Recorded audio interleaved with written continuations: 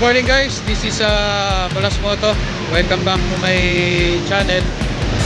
Andito ako guys sa Commonwealth Avenue. May nadaanan lang akong isang kulay dilaw na Isuzu Elf dropside. Ayan, nasa likod natin ano. Napakakinis. Hindi ko na patatagalin ang intro guys. Simulan na natin. Let's go!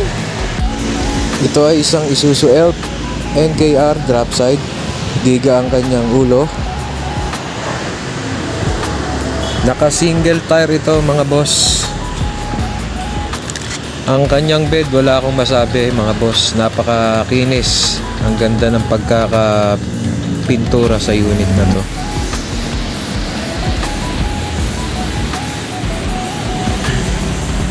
Ang haba ng kanyang bed ay 10 feet.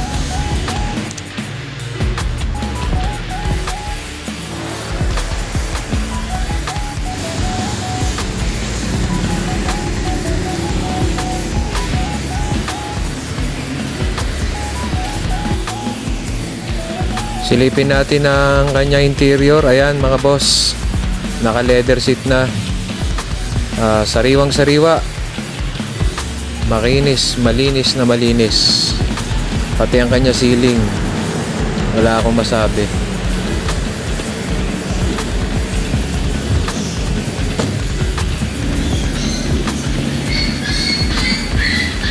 Sa mga naghahanap dyan ng single tire na dropside, isa to sa masasuggest ko na nakita ko na napakalinis. Maayos na maayos tong sasakyan na to. Hindi kayo lugi pag nabili nyo to.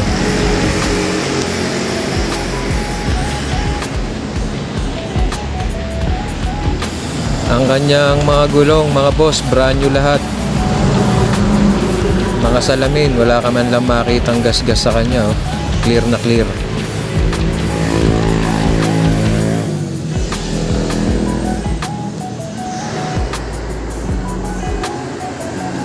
Sa mga nagtatanong kung magkano unit na to, ito ay nagkakahalaga daw ng 595,000 pesos mga boss.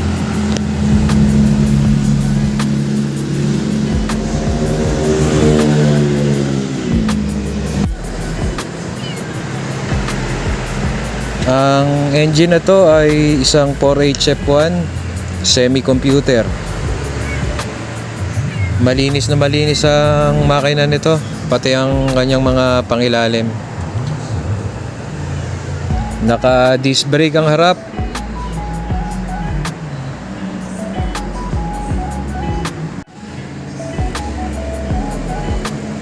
Ayan, tignan nyo po maigi yung makina mga boss. Napakalinis, talagang nakakondisyon na tong unit na to. Ito yung mga literal talaga na sinasabing gagamitin mo na lang, wala ka nang ipagagawa. Yun lang ang masasabi ko sa unit na to. So hanggang dito na lang guys ang aking vlog. Maraming salamat sa inyong panonood. This is Balas Moto. Please support my channel and subscribe. Paki-share na rin kung nagustuhan niyo yung aking video. Maraming salamat guys. Ingat.